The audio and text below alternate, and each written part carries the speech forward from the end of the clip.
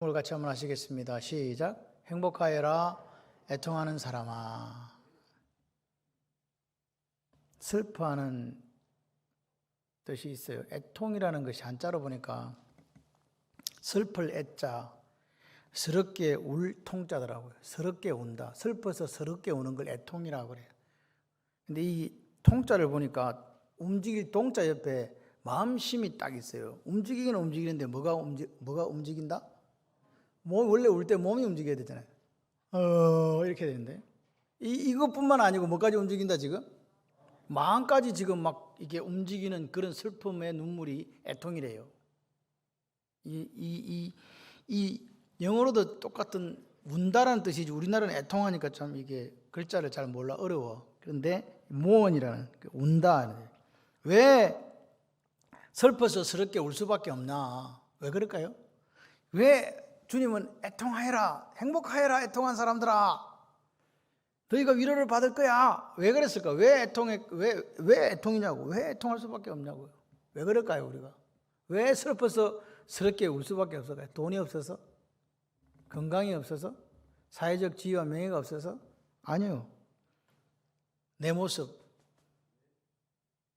언제나 내 모습 너무나 부끄러워 무릎으로 주님께 기도로 가오니. 따라하지 마세요. 내 모습이 너무 부끄러운 거예요. 그래서 우는 거예요, 사실. 뭐 다른 것 때문에 우는 게 아니야. 내 모습, 말씀의 거울 앞에 비추신 내 모습을 보면서 서러워서 마음까지 흔들리는 그 눈물이 있는 사람에게 하나님은 행복해라 그렇게 말씀하시는 거예요. 그리고 뭐예요? 위로를 받을 것이다. 할렐루야. 그런데 오늘 이 성경적 애통, 슬퍼서 몸이 흔들리고 마음이 흔들릴도록 스럽게 울 수밖에 없는 이 애통이 어떤 애통이냐를 알려고 하면 그럼 성경에서 말하지 않는 세상적인 애통이 있다는 거잖아요. 세상적으로도 이렇게 우는 사람이 있대요. 막 서러워가지고 끄이끄이 하면서 몸도 흔들리고 마음도 흔들리고 우는데 어떤 거냐? 자기 욕망에 근거한 애통도 있다네요. 자기 욕망. 뭔 말입니까? 자기 욕심이 이루어지지 않으니까 우는 거예요. 환경이 생활이 내 뜻대로 되지 않으니까 막 그렇게 애통하는 거라 이 말입니다. 이해되십니까? 그런 거 있을까요, 없을까요? 있어요. 왜 세상이 내 뜻대로 돌아가지 않냐고 울고불고 난리 하는 경우 있습니다. 그 애통 성경이 말하는 거 아니다. 두 번째는 뭐냐? 내 욕심 때문에 이렇게 살아가려고 하는데 조금 전에 이게 충족되지 않으니까 내가 죄를 지었어요. 내 뜻대로 하니까 죄를 지었는데 그 결과 때문에 두려워서 우는 슬픔도 애통도 있더라. 누가 대표적인 케이스가 누굽니까? 가인이지 않습니까? 가인이 뭐라고 이야기합니까? 동생을 여러분 돌로 쳐서 죽인다는 것은 죽을 때까지 돌로 때린다는 이야기입니다. 이게 얼마나 잔인한 건지 여러분 알아셔야 돼요. 그냥 이렇게 칼로 또는 총으로 이거는요 아주 단순해요. 순간적으로 끝이 나잖아요. 물론 뭐 칼로 가지고 또 막 한 번이 아니라 막 많이 또 찌르는 그런 흉악범도 있긴 있더라만 어쨌든 급소로 찔리면 어쨌든 칼도 총도 이렇게 사람이 한꺼번에 죽게 돼 있어요. 단칼에. 그죠? 근데 돌은요 이렇게 때리면요 죽었나? 안 죽었구나. 또 때려. 죽었나? 또 때려. 죽을 때까지. 그게 스토닝이에요. 그렇게 죽인 가인이 뭐라고 이야기합니까? 뭐 동생을 죽인 것 때문에 막 내가 죄를 지었거나 슬퍼서 운 게 아니라 여기 보시면 창세기상 13절에 내 재벌이 너무 중하여 견뎌줬습니다. 우는 거예요. 왜 울었어? 알아보니까 동생을 죽인 죄 때문에 오는 슬픔이 아니라 내가 죽이고 났더니 미래가 불안하다는 거예요. 남들이 나를 죽이면 어떡하지? 그것 때문에 우는 거예요. 그러니까 나는 나중에 어떻게 되는 거야? 이런 슬픔은 성경이 말하는 애통하고 같다 다르다. 전혀 거리가 먼 것이다. 똑같은 내용의 이야기들이 사울왕에게도 있어요. 아말렉과의 전투에서 다 전멸하고 오라 그랬더니 좋은 거 다 잡아오잖아요. 동물들 다 살려.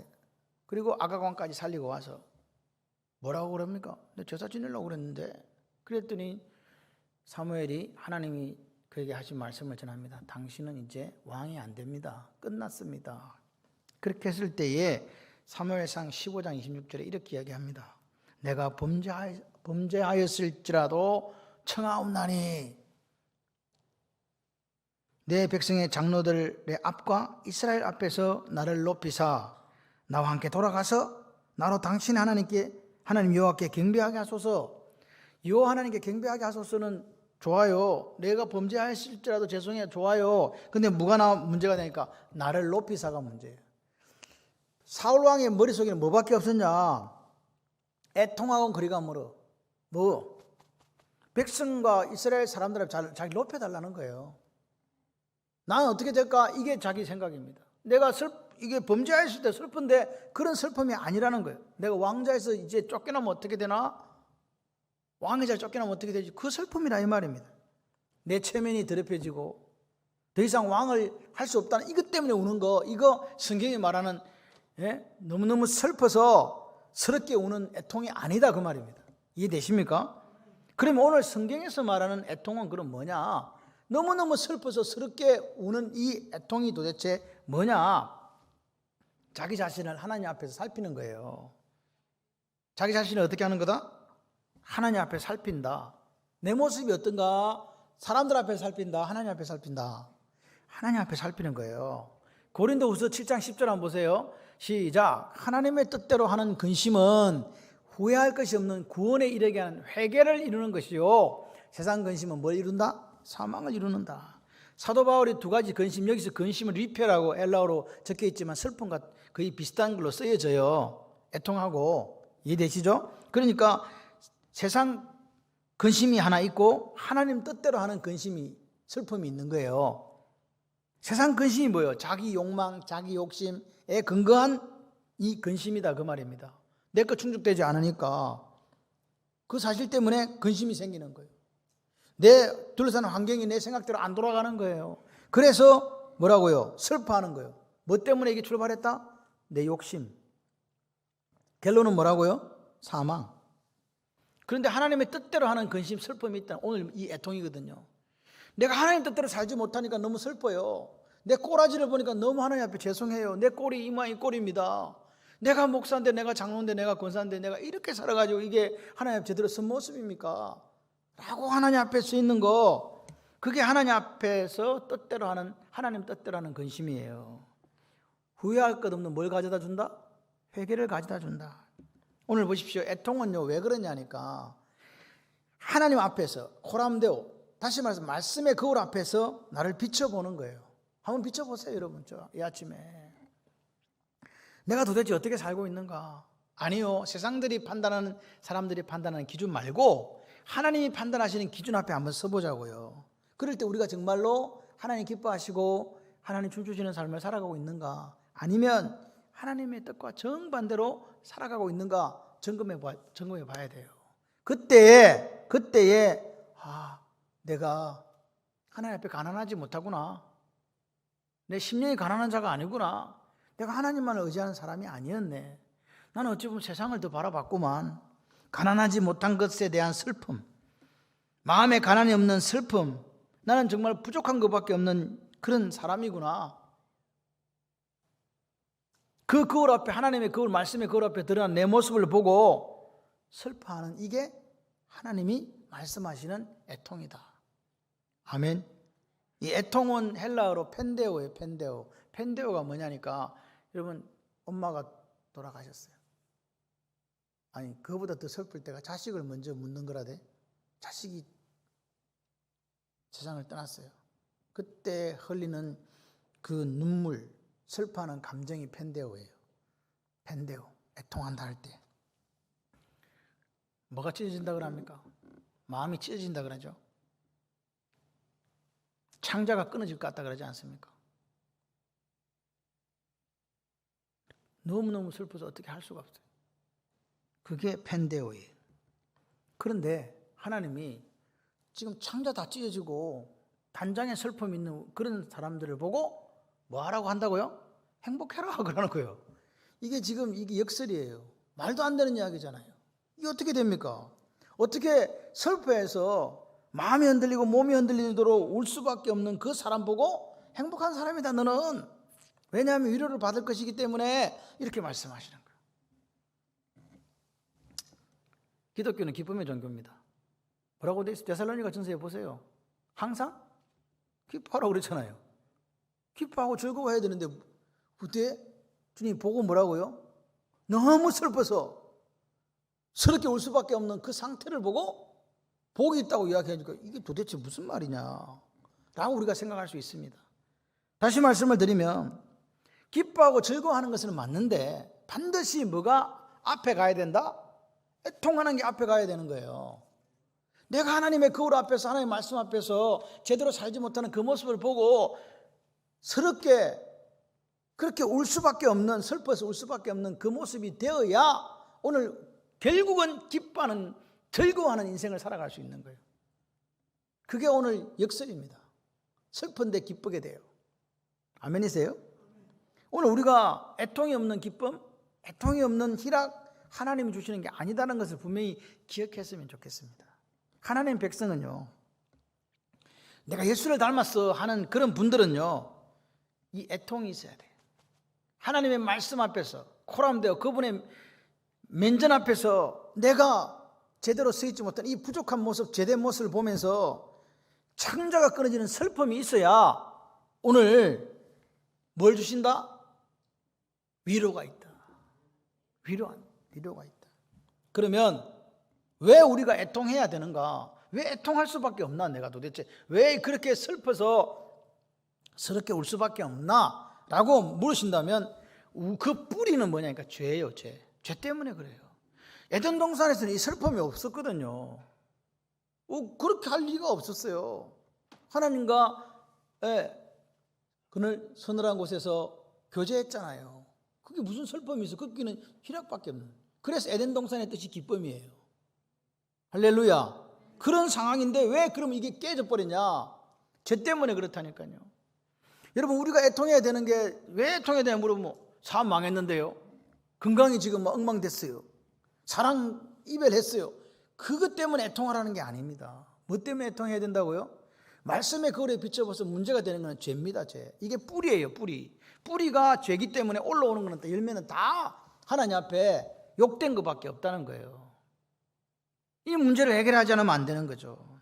우리가 죄 때문에 슬퍼하고 죄 때문에 울고 죄 때문에 애통해야 된다.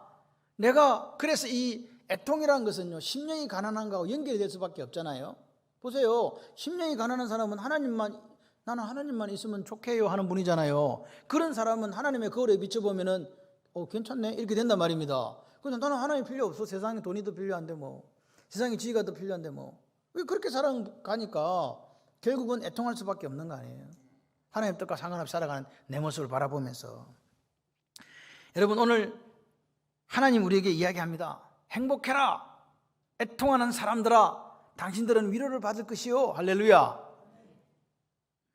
여러분 한번 생각해 봐요. 여러분 언제 울었습니까? 언제 이렇게 슬퍼가지고 몸이 흔들리고 가슴이 흔들리고 막 마음이 흔들리고 이렇게 막 하나님 앞에 통곡했습니까? 하나님 앞에 한번 서보세요. 하나님 앞에 한번 서보세요.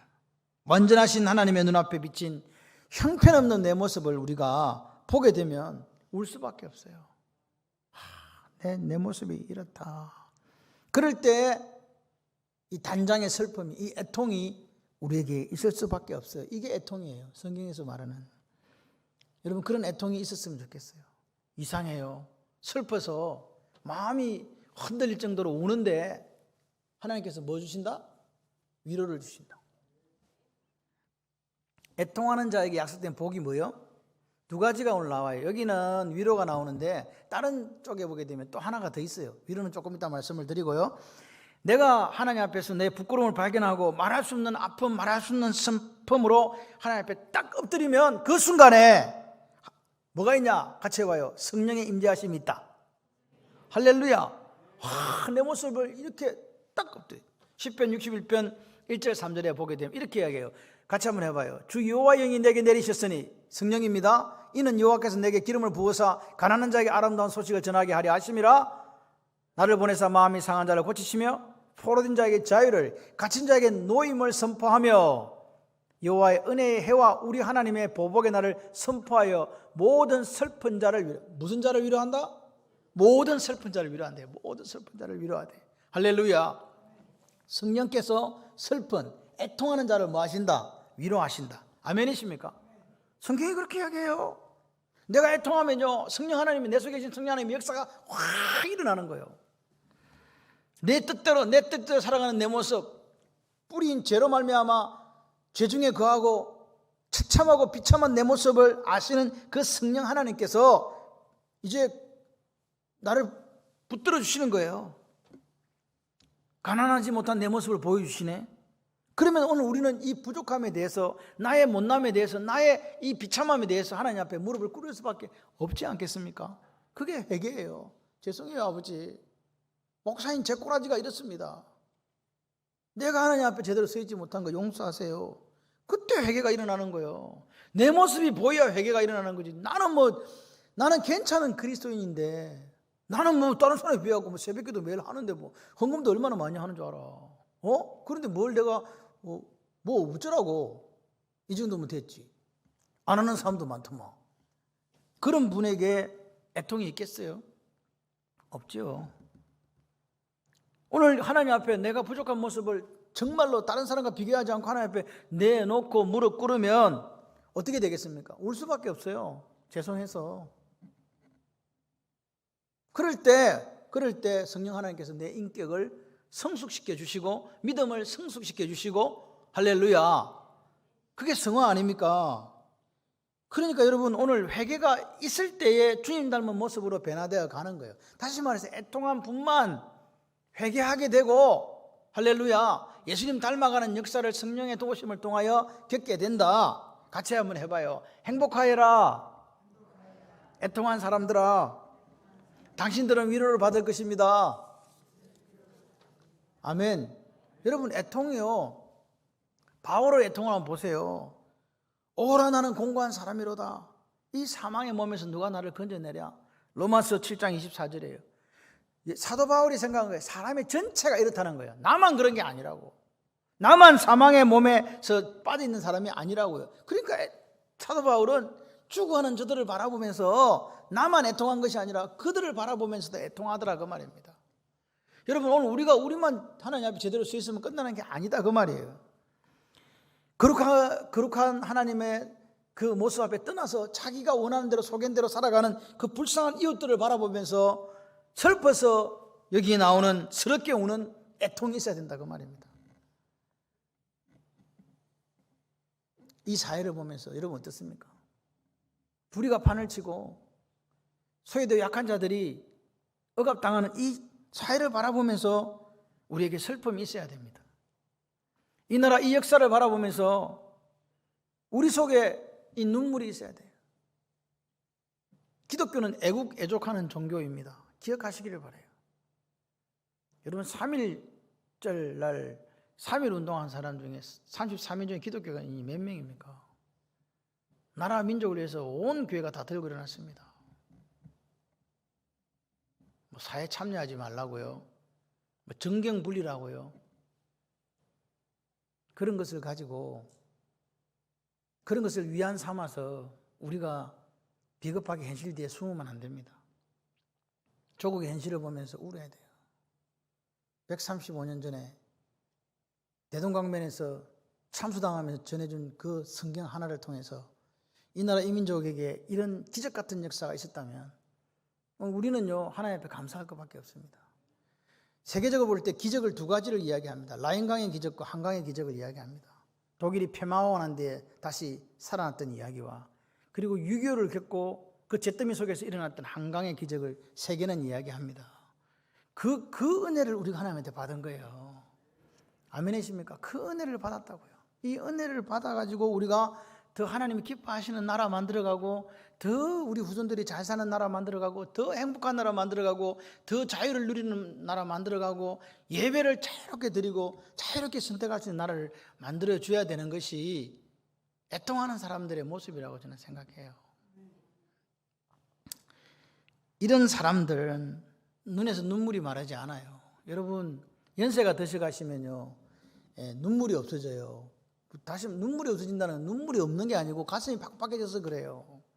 그런데 하나님 앞에 매일 서니까 내 모습이 너무 부끄러워서 울 수밖에 없어요. 죄송하다고. 하나님, 제가 이래요. 그렇게 눈물샘이 마르지 않는 사람을 성령 하나님을 통해서 위로 주시고 그런 사람을 통해서 하나님께서 새로운 일을 시작하시는 거예요.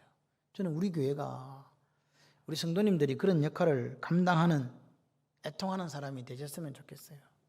예레미야를 한번 보세요. 어찌하면 내 머리는 물이 되고 내 눈은 눈물의 근원이 됐고 망해가는 조국이었잖아요. 그렇게 하나님의 말씀을 전해도 예레미야는 핍박당하고 박해당하고 감옥에 갇히고 구덩이에 빠지고, 그래도 그 조국을 바라보면서 통곡하면서 이 말을 한 거예요. 예수님의 애통을 아십니까? 예수님이 슬퍼서 통곡할 수밖에 없던 예루살렘을 보시면서 메시아를 그렇게 기다렸던 백성들이 진짜 메시아가 왔는데 그 메시아가 자기들의 입맛에 맞지 않는다고 거절하고 그를 죽이고자 해란되어 있는 그 모습 속에서 예수님이 울잖아요. 마태복음 24장 37절에 이렇게 이야기합니다. 예루살렘아, 예루살렘아, 선지자들을 죽이고 네게 파수된 자들을 돌로 치는 자여, 암탉이 그 새끼를 날개 아래에 모음같이 내가 내 자녀를 모으려 한 일이 몇 번이더냐. 그러나 너희가 원하지 아니하였도다. 원하지 아니하였다는 거예요. 내 욕심에 안 맞으니까 여러분, 내 욕심에 안 맞으니까요, 예수님도 죽여요. 메시아도 필요 없는 거예요. 내 욕심에 안 맞으니까. 내 탐욕을 위해서 예수도 죽이더라, 메시아도 죽이더라고 말입니다. 그래서 어떤 청교도는 이렇게 이야기를 합니다. 살아있는 그리스도인에게는 눈물샘이 말하지 않는다. 여러분, 저는요, 저와 여러분이 이렇게 되기를 원해요. 살아계신 하나님 앞에서 내 부족함을 발견할 때마다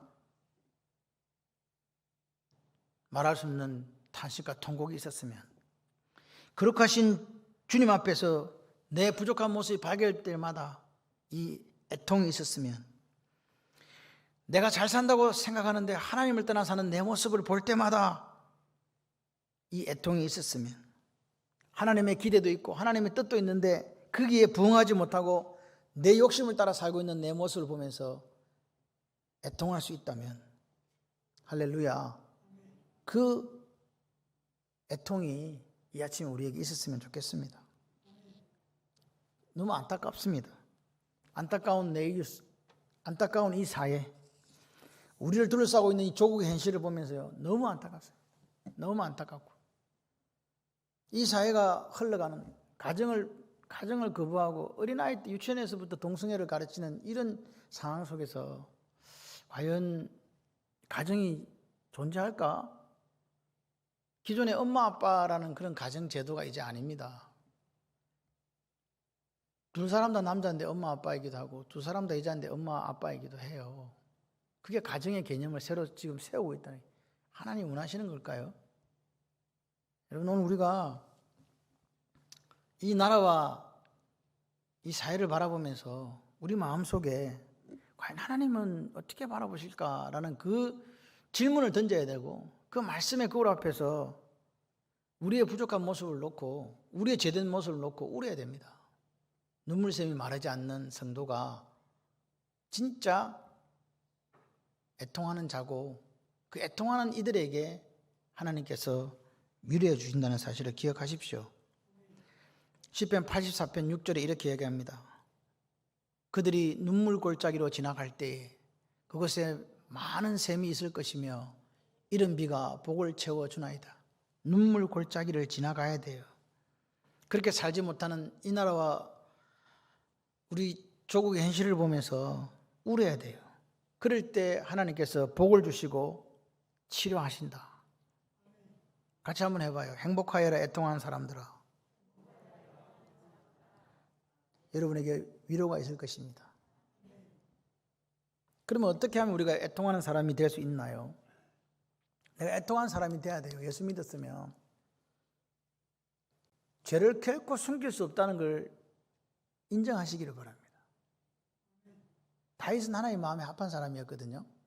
그런데 이 다윗이 죄 지었어요, 안 지었어요? 지었어요. 그래서 오늘 시편 30편 5절에 이렇게 이야기를 합니다. 시작. 내가 이르기를 내 허물을 여호와께 자복하리라 하고 주께 내 죄를 아뢰고 내 죄악을 숨기지 아니하였더니 곧 주께서 내 죄악을 사하였나이다. 숨기고 있었다는 거예요. 마귀가 와서 이야기합니다. 다윗에게, 야, 네 왕이잖아. 뭐 여자 하나 그렇게 했다고 뭐 그게 무슨 죄가 된다고 숨겨. 된다니까. 10개 20개 싸가지고 숨겨라. 괜찮다. 왕인데 뭐. 얼마나 매력적입니까? 사탄은 그렇게 유혹합니다. 여러분, 오늘 이 유혹에 우리가 넘어가면 안 돼요. 숨길 수 없다. 어떤 노력도 어떤 수고로도 우리 죄를 숨길 수 없다는 사실을 기억하십시오. 아담과 하와가 그들이 죄를 짓고 그들의 수치를 가리기 위해서 무화과 나무 잎으로 치마를 만들어 입었지만 그들은 결코 그들의 수치를 숨기지 못했습니다. 하나님께서 가죽옷을 지어서 입혀줘야 이게 숨겨지는 거예요. 아멘이십니까? 여기 보십시오. 오늘 우리의 죄를 숨길 수 있는 곳이 도대체 어디 있습니까? 하나님은 온 우주에 다 계시는데, 하나님이 계시지 않는 곳이 없는데 어디다가 죄를 숨긴단 말이에요? 장소가 어디 있습니까? 시간 속에, 그 시간 지나면 다 해결돼. 천만의 말씀요. 특정한 시간 속에도 우리 죄를 숨길 수 없잖아요. 왜요? 하나님은요, 과거의 하나님, 현재의 하나님, 미래의 하나님, 영원하신 하나님이시기 때문에 그 죄를 숨길 시간도 없는 거예요. 그러니까 방법은 간단해요. 숨기려고 하지 말자. 사탄의 유혹에 넘어가지 마시고 어떻게 하면 돼요? 그 죄 들고 오면 돼. 누구한테? 다시 이야기하잖아요. 내가 자복하고 아뢰었더니 내 허물과 죄악을 사하여 주셨다. 할렐루야. 오늘도 주님은요, 내 죄를 해결해 주시게 기다리고 계신다고요. 우리가 우리 스스로 잘났다고 생각하니까 안 올 뿐이지. 내 모습이 너무나 부끄럽고 수치스럽고 더럽고 추한 모습 가지고 주님 앞에 나와보세요. 역사가 일어납니다. 애통하는 그리스도인이 될 수밖에 없잖아요. 와가고 뭐라고 할까요? 나 잘났습니다 이야기하겠습니까? 죄송해요. 내가 목사인데 이래요. 내 꼬라지가 이렇습니다. 내 꼴이 이렇습니다. 두 번째는 뭡니까? 죄를 가지고 하나님 앞에 서야 돼요. 1대1로 철저하게. 이 죄는 어디서부터? 이 죄가 뿌리거든요. 뿌리기 때문에 열매가 다른 게 열리는 거예요. 의의 열매가 열리려면 죄 뿌리는 의가 돼야 되잖아요. 그 밑에 뿌리가 의가 돼야 되잖아요. 근데 죄니까 이게 이렇게 나오니까 죄의 열매가 열리는 거란 말입니다. 여러분, 의식 속에, 무의식 속에 있는 뿌리가 뭡니까? 그게 죄입니다. 우리는 우리 피 속에 아담과 하와로 말미암아 원죄가 그대로 우리 흐르고 있다는 거예요. 그걸 인정해야 돼요. 여러분, 오늘 하나님을 멀리하게 하고 우리가 제대로 예배드리지 못하는 그 뿌리가 지금 어디에 있습니까? 여러분, 하나님 말씀이 그대로 우리에게 전해지고 있는데 거역하고 순종하지 못하는 그 뿌리가 어디에 있습니까? 말씀은 분명히 살아서 역사하신다고 믿지만 말씀을 떠나게 만드는 뿌리가 도대체 어디 있냐고요. 그게 죄예요. 이걸 우리가 인정해야 돼요. 내 속에 이건 사라지지도 않아. 너무너무 끈끈해. 죽을 때까지 따라다닐 것 같아. 그게 죄입니다. 그 뿌리를 바라보세요. 내가 이런 사람이구나. 내가 이렇게 살고 있구나. 남들이 볼 때는 그럴듯한 사람인데 난 이렇구나. 그럴 때 깊은 탄식이 나오는 거 아니겠습니까? 내 모습을 보니까. 주님 앞에 그런 사람은요, 부서지고 엎드러지고 깨지고 자빠지는니다. 왜? 내가 주님 없이는 살 수 없거든요. 그 양반의 도움이 없이는 아무것도 안 돼요. 내 존재의 가장 깊은 곳에 있는 이 죄의 문제를 어떻게 할 거냐 말입니다. 그러니까 애통할 수밖에 없지. 슬퍼서 서럽게 울 수밖에 없는 거예요. 이건 외부적인 도움이 아니면 절대로 해결이 안 되거든요. 가난하지 못한 것에 대한 슬픔, 죄를 바라보는 그 순간에 하나님을 반역하고 거스르는 내 모습을 보면서 아파하고 눈물 흘리는 거, 이게 애통이거든요. 그게 하나님 앞에 애통이에요. 숨길 수도 없고 그 뿌리를 우리가 어떻게 할 수도 없으니 철저하게 하나님 앞에 서는 거예요. 세 번째가 뭐냐? 사람들은 자꾸 죄의 경중을 따져. 저 사람은 큰 죄를 지었으니까 죄인이고 나는 조그마한 죄를 지었으니까 괜찮다. 마귀는 그렇게 따집니다. 근데 하나님 앞에 경중이 어디 있습니까? 크고 작은 죄가 어디 있습니까? 업욕을 품은 자마다 간음하는 자라면서요. 형제를 미워하는 자마다 살인한 자라면서요.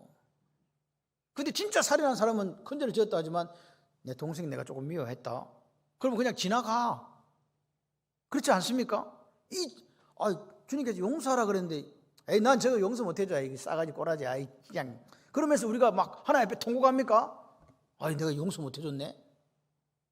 여러분, 오늘 하나님은 뭘 우리에게 경고하냐니까 얽매이기 쉬운 죄라고 히브리서 12장 1절에 표현되어진 사소하고 보잘것없는 작은 죄를 어떻게 하라고요?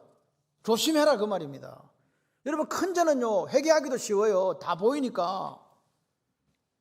그런데 사소한 죄들을 우리가 하나님 앞에 회개를 안 하거든요. 그럼 다른 사람도 그런데 뭐 내가 뭐 하려고 그렇게 하나 이렇게 이야기할 수 있습니다. 같이 해봐요. 작은 죄를 두려워하고 사소한 죄를 용납하지 않겠습니다. 그래요. 그리고 예수님을 닮은 그리스도인들이 되려고 하면 자꾸 마귀는 죄의 경중을 두라고 이야기합니다. 큰 거 작은 거, 큰 건 하고 작은 거는 내비둬라. 그런데 우리를 실족하게 하고 우리를 넘어지게 하는 게 뭐냐? 사소한 죄, 얽매이기 쉬운 죄예요. 그래서 두려워해야 돼요. 은밀하게 내 속에 품고 있는 죄 있을 수 있습니다. 남들은 다 모르는데 아무도 모르는 죄가 내 속에 있을 수 있습니다. 그거 너무 버리기 어렵거든요. 근데 그 죄까지도 우리가 두려워해야 하나님 앞에 애통이 생기는 거예요. 마지막으로 뭐냐? 같이 해봐요. 하나님의 거룩을 갈망하자. 여러분 하나님 우리에게 이렇게 얘기해요. 내가 거룩하니? 너희도 거룩해라. 너희들은 내 아들이다 내 딸이다 그렇게 이야기했잖아요. 그럼 우리가 그렇게 해야 돼요? 안 그렇게 해야 돼요? 그렇게 해야 되죠. 아멘이십니까? 나를 치료하고 나를 새롭게 하시는 그 하나님 앞에 나도 그렇게 되기를 갈망해야 돼요. 하나님만을 의지할 수밖에 없어요. 그래서 제가 조금 전에 말씀을 드렸잖아요. 심령이 가난한 자와 애통하는 자를 뗄 수 없다고 한 게 그 말이에요. 우리가 동시에 이게 일어납니다. 애통도 심령이 가난한 동시에 일어난 거죠. 그러니까 애통한 사람들은요, 애통하는 사람들은 하나님 앞에 기댈 수밖에 없어요. 난 하나님 아니면 쓰러져요. 난 하나님 아니면 죽어요. 그러니까 심령이 가난해진 거지. 할렐루야. 그래서 애통한 사람의 삶의 목표는 뭐냐? 거룩이라고요. 하나님이 거룩한 그 하나님을 닮고 싶은 거예요. 내가 거룩하니 너희도 거룩하라 하신 그 하나님 앞에 우리 가정이 그렇게 해야 되겠다. 내가 그렇게 해야 되겠다. 우리 교회가 그렇게 해야 되겠다. 그 고백을 하게 되는 거죠. 그리스도인의 삶의 목표는 행복이 아니랍니다. 세상이 말하는 행복. 오늘도 근데 행복해라 했는데 행복하여라 해놓고 또 무슨 행복이야. 세상이 말하는 행복과 하나님이 말씀하는 행복은 한 그릇 같아도 내용은 전혀 다르다. 그걸 좀 이해했으면 좋겠어요. 그러니까 오늘 세상이 추구하는 행복이 아니라 그리스도인들은 거룩한 삶을 추구해야 된다.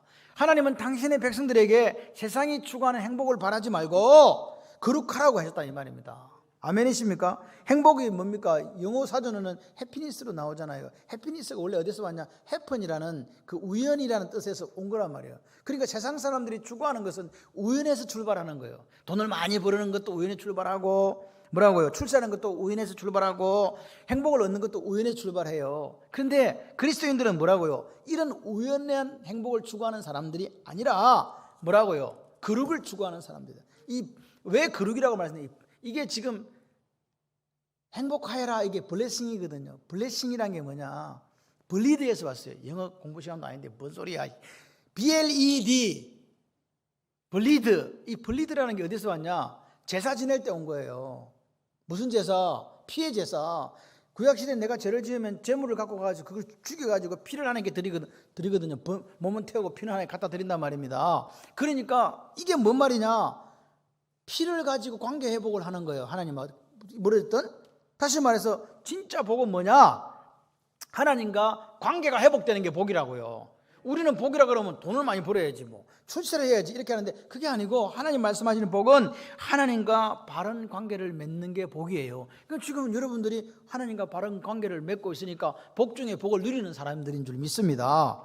창조주신 하나님 앞에서 부끄럽지 않는 삶요. 나 하나님 앞에서 당당해요. 이런 분들이 뭐 누리는 사람이라고요? 복을 누리는 사람. 그러니까 세상 사람들이 이해를 못해요. 저 돈도 없는데 가난한데 그런데 뭐가 저렇게 당당한 거야? 뭘 믿고 저래? 뭘 믿고 그러십니까? 하나님 믿고 그렇지 뭐. 우리는 복 있는 사람이라. 아멘이십니까? 세상 사람들의 행복의 기준은 달라요. 왜 다를까요?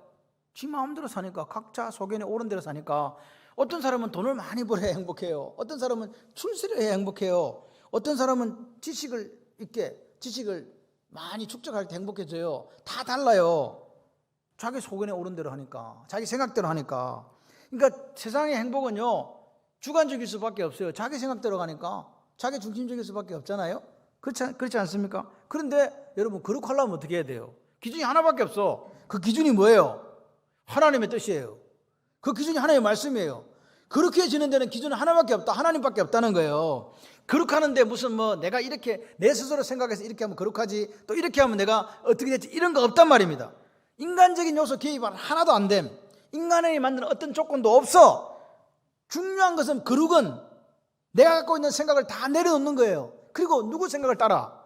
하나님의 생각. 그 하나님의 생각이 뭐예요? 하나님 뜻이 뭐예요? 그 성경 말씀이지. 할렐루야. 그래서 오늘 우리가 슬퍼하고 통곡하는 사람, 애통하는 사람이 되려고 하면 오늘 하나님 앞에 거룩한 삶을 살려고 내 죄를 슬퍼하는 그런 사람이 돼야 된다. 자, 그러면 이렇게 보세요. 뭐 1대1로 써야 되고, 죄를 숨기지 말아야 되고, 또 죄의 경중을 두지 않고, 그리고 하나님의 거룩하심을 열망하는 사람들에게 하나님의 약속이 있어. 그게 위로예요. 위로. 이 위로란 말이 파라칼레오거든요. 파라가 뭐냐니까 헬라어로 옆에 있다는 거예요. 칼레오는 부르는 거예요. 예를 들어서 남근사 이리 좀 와보세요. 제 옆에. 이게 파라칼레오예요. 뭐하러 와? 밥 사달라고. 이해되십니까? 성령 하나님의 역할이 이거예요. 나 지금 혼자 안 돼. 그래서 성령 하나님이 파라클레토스거든요. 내가 그래서 이래서 근사님 이리 좀 와보세요. 이쪽에 가까이. 뭐? 배고파요. 하나님이 위로한다는 게 그거예요. 근데 도움을 SOS 하는 게 이게 파라칼레오라고요. 이해되시죠?